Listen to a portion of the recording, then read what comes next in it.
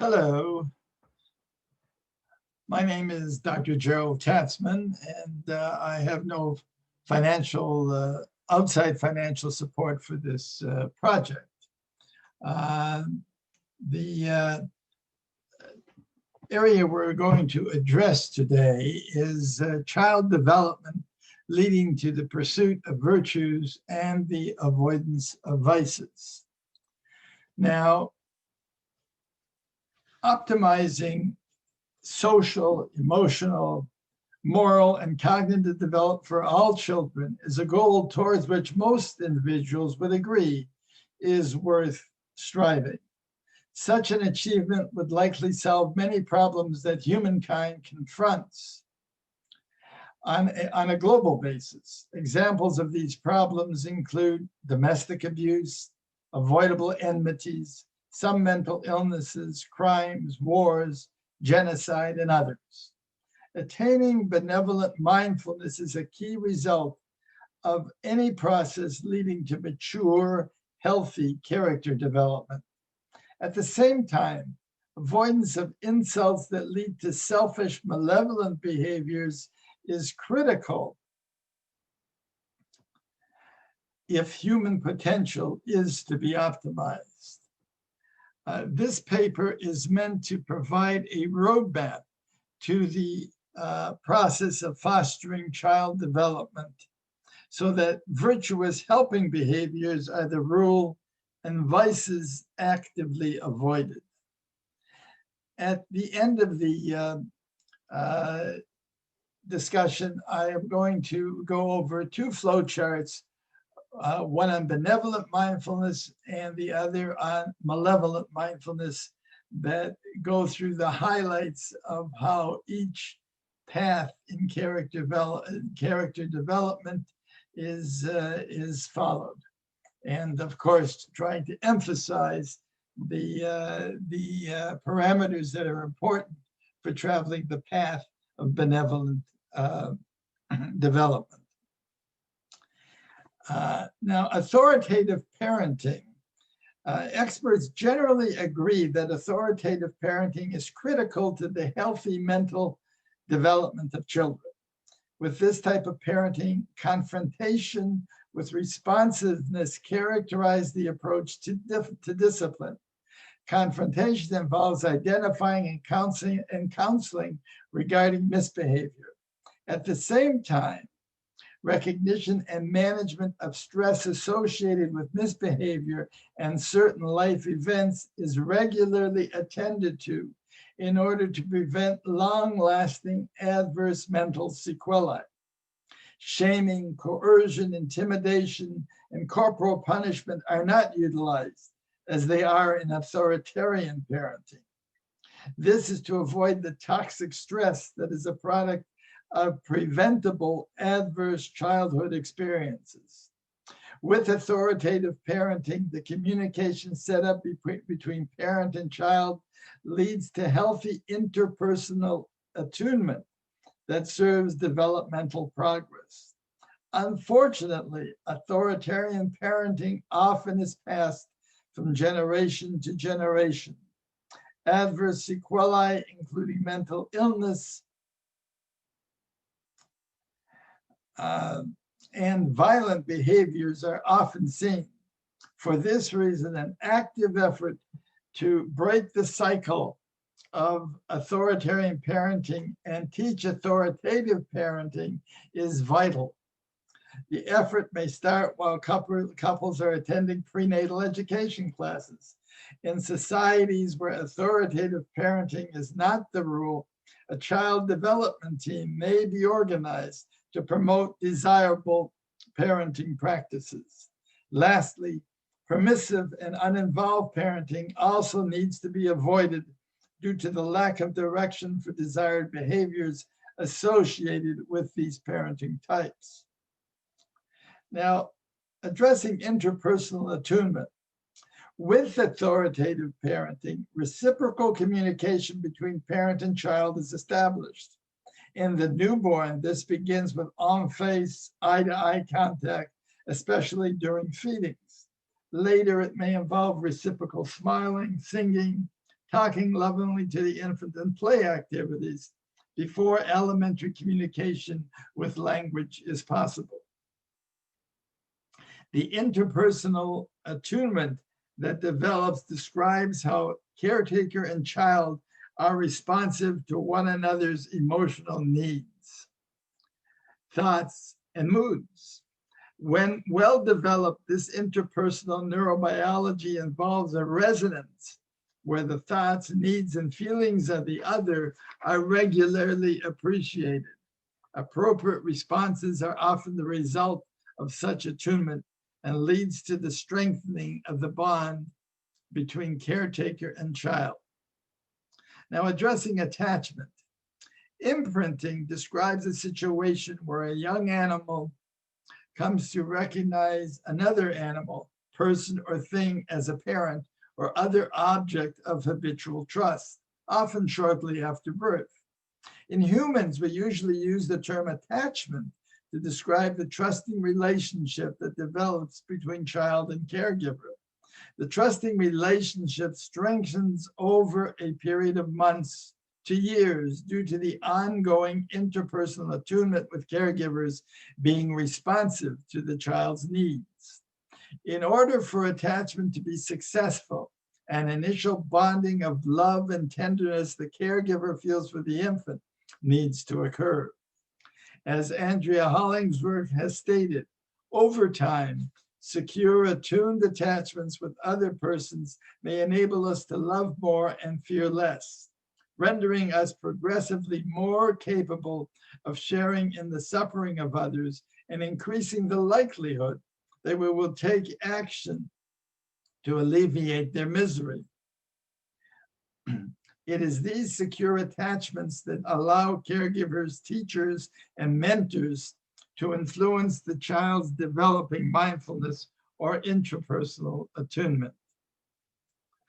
Intrapersonal attunement or mindfulness involves noticing and respecting oneself. It refers to a self-regulation of attention where one pays attention to the events of the moment. The process requires an orientation to learned values represented in the cortical areas of the brain. Intrapersonal attunement enhances the capacity for emotional empathy. If certain values related to a person, to a particular circumstance are internalized, it is clearly necessary to provide a moral learning process that will enhance emotional empathy and serve as the impetus for helping behaviors. Developing a moral compass should insulate persons from blindly following a group who are caught up in inadvisable behaviors. Thus, moral learning should provide protection from de-individuation, so characteristic of authoritarian societies. Now, moral learning can be transmitted in a number of ways. Basically, the exercises involve either classical or operant conditioning. Every effort should be made to eliminate the corporal punishment and shaming that are commonly used by some, quote, educators in certain situations.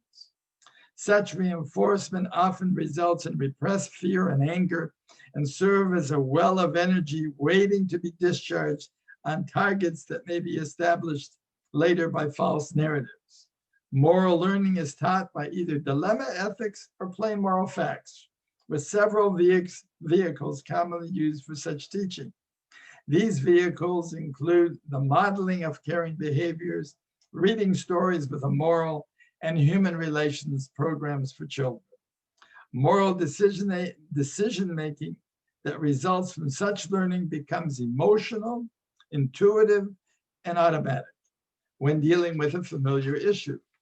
Alternatively, decision-making may involve conscious controlled reasoning based on prior or new learning when an unfamiliar moral issue is encountered. Now, modeling of caring behaviors is an important teaching tool. Samuel and Pearl Ohliner study published as The Altruistic Personality found that parents who modeled caring behaviors inside and outside the family were more likely to have children who would take significant risks to help others. Specific suggestions and techniques for modeling desirable behaviors are available through a number of sources.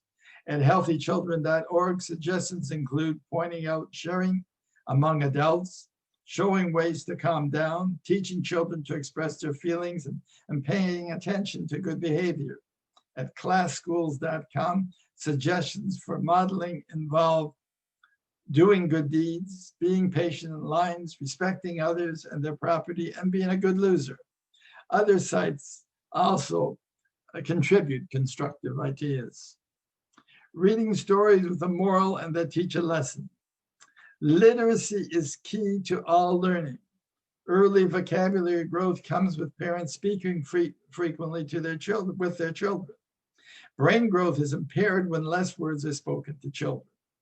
The 0 to 3 program and others provide parents ideas for nurturing thinking and language skills.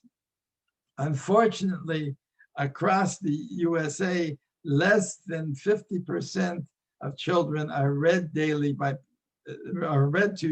parents.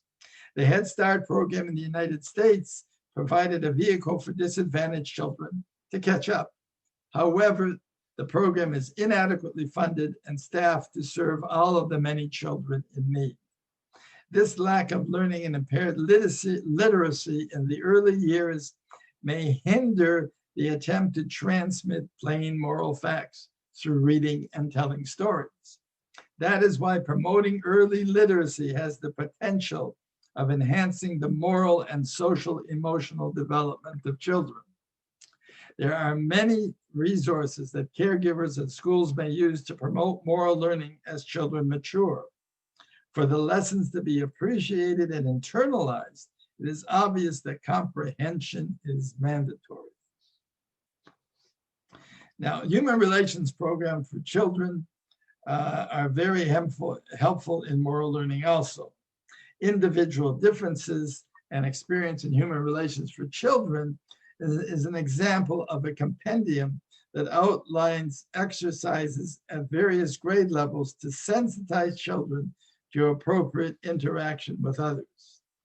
Multiple goals of the exercise include furthering self-esteem, supporting virtues and avoiding vices, control of emotions, awareness of human similarities, and respect for individual differences.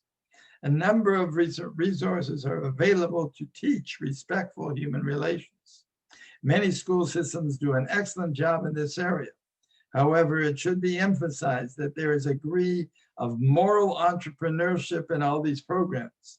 Such moral entrepreneurship involves expressing an opinion as to what is virtuous behavior and what behaviors should be avoided. For example, vices. In this regard, virtues are defined as those traits of character that blunt mere self-interest so that one can see and actively provide the interests of others. In contradistinction, vices represent those traits of characters that unleash mere self-interest so that one fails or ignores to see the interests of others. Certain cultures may vary somewhat in their concept of virtues and vices. Teaching and agreeing on plain moral facts should, however, be achievable. Now, resistance to false narratives and nonviolent conflict resolution should be possible if the path to benevolent mindfulness is followed. False narratives have classically been a vehicle by which societies have attempted to direct members to accomplish their own selfish purposes. Such narratives may distort history, promote false beliefs, and propagate negative feelings toward ethnic and racial groups for political purposes.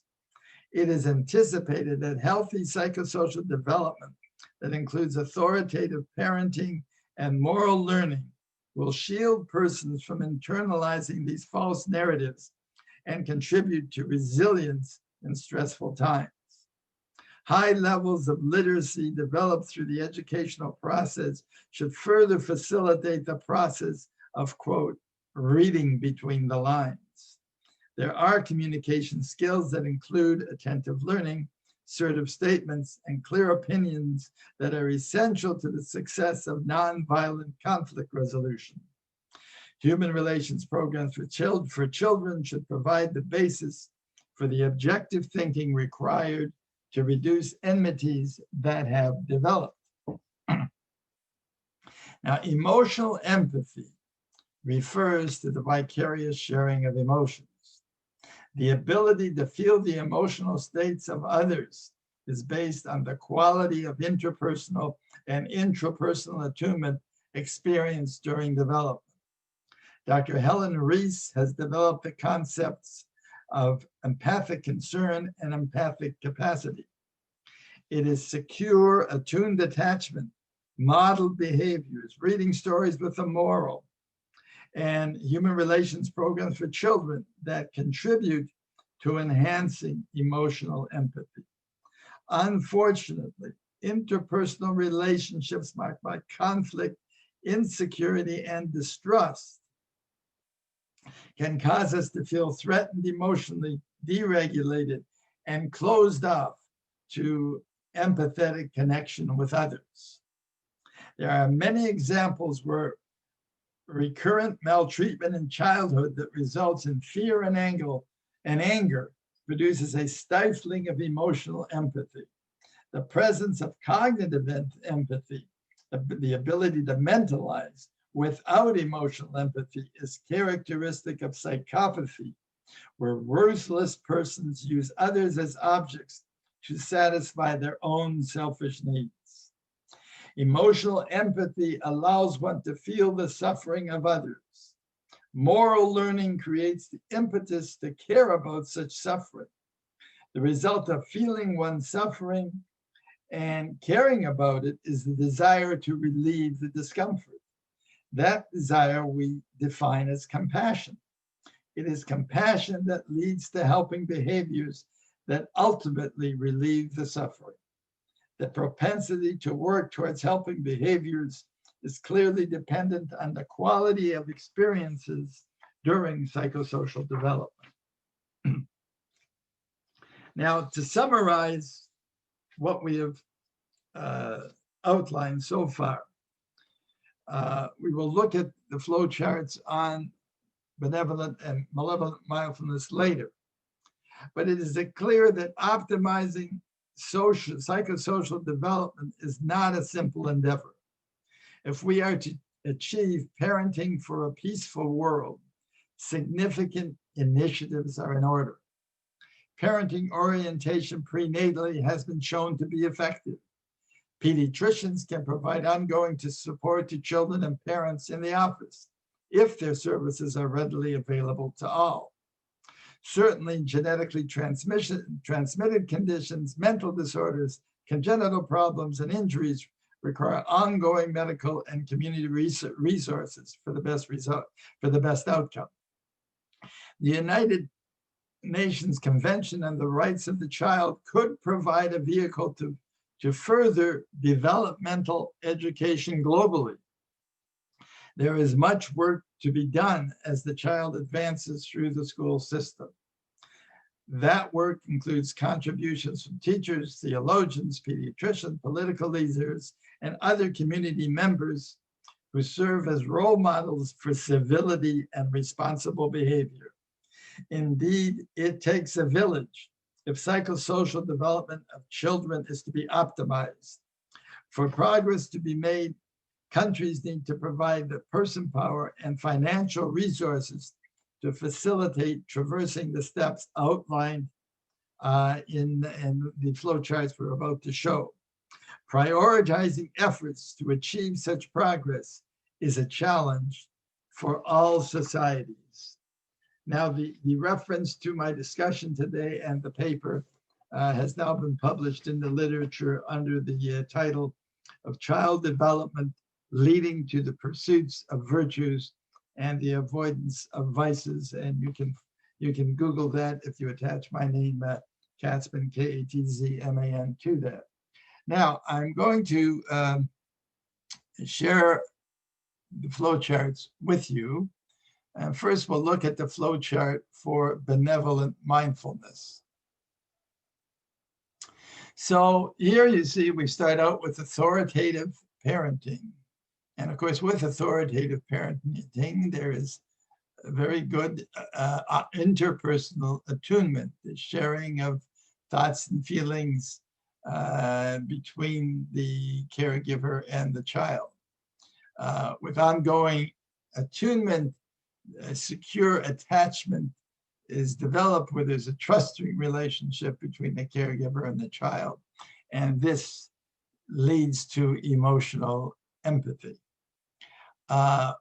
Also, with secure attachment, learning and enhancement of intrapersonal attunement is possible and facilitated.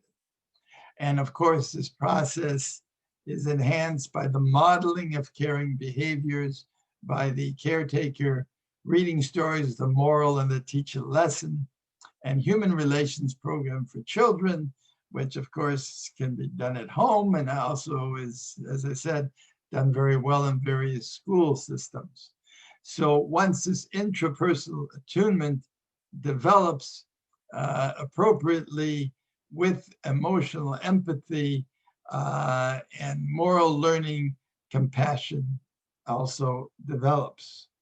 And with compassion, there is helping behaviors.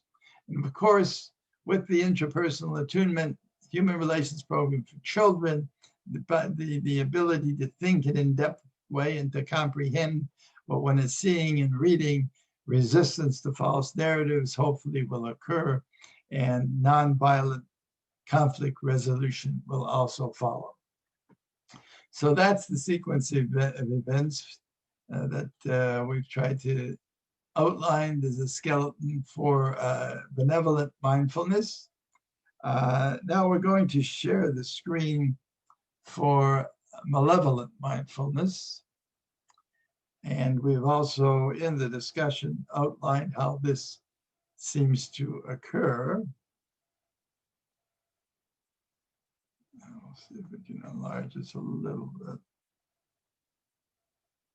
So now with malevolent mindfulness, it often begins with authoritarian parenting, which results in toxic stress secondary to adverse childhood experiences, which may involve corporal punishment and shaming and witnessing domestic abuse. This results in repressed fear and anger. Permissive or uninvolved parenting may also result in a stifling of emotional empathy and in toxic stress in the presence of an authoritarian culture. This toxic stress, as I mentioned, results in a stifling of emotional empathy. However, with that stifling, there is still this repressed fear and anger. Very often in an authoritarian culture, false narratives, there is targeting of various groups by the culture and the state. And this may result in hatred towards these targeted groups. With reinforcement of the false narratives through repetition and possible coercion, violence develops. And again, if one is dealing in a group, there is sort of a group pressure to go along with the group, and that is known as de-individuation, where perhaps one wouldn't have done it alone, but in a group, various acts of violence may occur. So that is a brief outline. One of the real problems is getting the resources and developing the team to promote benevolent mindfulness as we have outlined. Again, the paper with the references, if you're interested, can be obtained online. Thank you very much for your attention.